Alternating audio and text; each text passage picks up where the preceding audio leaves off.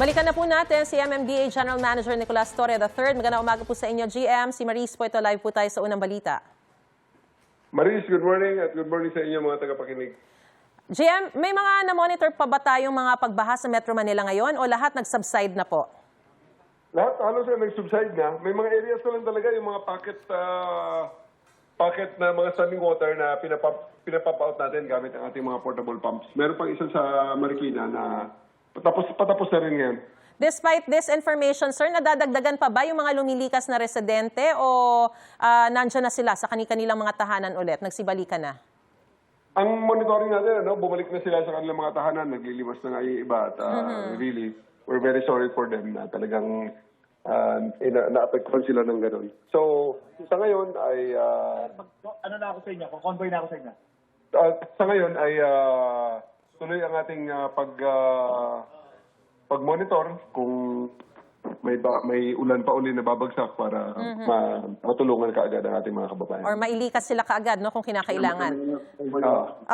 GM, kaugnay naman po dun sa Tumana Pumping Station na in-inspection po ninyo, tukoy na po ba ang dahilan bakit hindi gumana itong pumping station na ito kung kailan pinakakinakailangan?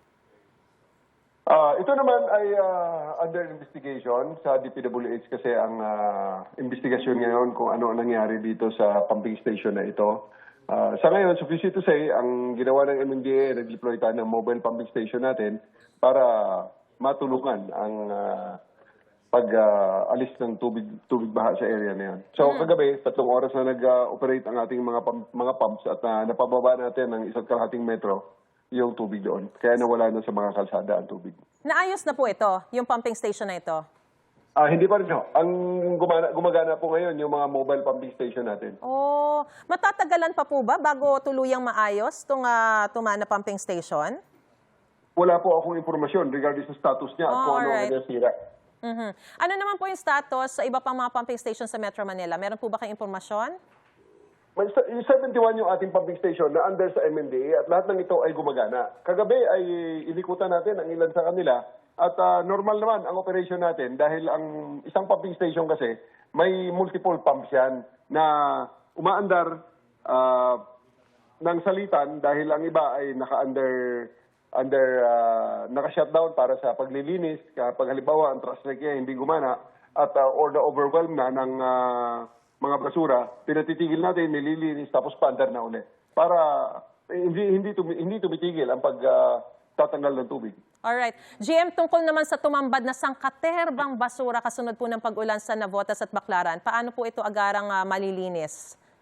Ito po ngayon ay nag-deploy na tayo ng mga tao at ako mismo ay personal na papunta ngayon doon sa Parañaque, sa Baclaran, para tingnan ang operations natin. Kasi nga, gusto rin nating matanggal agad ito. At of course, makapagpanawagan tayo sa ating mga kababayan, pakipag-cooperate naman. Ang trabaho ng gobyerno ay siguraduhin na mayroong sistema, yung flood mitigation natin na program at mga facility para matanggal ang tubig dito sa ating mga kakalsadahan. Pero siyempre, ang ating community naman ay mayroon namang obligasyon na huwag namang dagdagan pa ang stress na inaabot ng ating system sa pamamagitan ng pagtapon ng tama sa mga tamang lugar ng basura. GM, may time frame kayo kasi pag tinitignan mo yung tambak o yung kung gaano karami yung basura, napaka-overwhelming nung itsura po niya.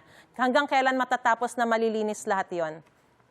Gagawin namin buong araw ngayon, tuloy-tuloy yan at maximum yung ating mga dump truck at yung mga payloaders natin, mga earth-moving equipment natin ang ginagamit na dyan para sa pagtanggal ng basura na yan. Alright, maraming salamat po MMDA General Manager Nicolas Torre III sa inyo pong oras at sa impormasyong binigay niyo po sa amin. Ingat po kayo. Maraming salamat din po, ma'am.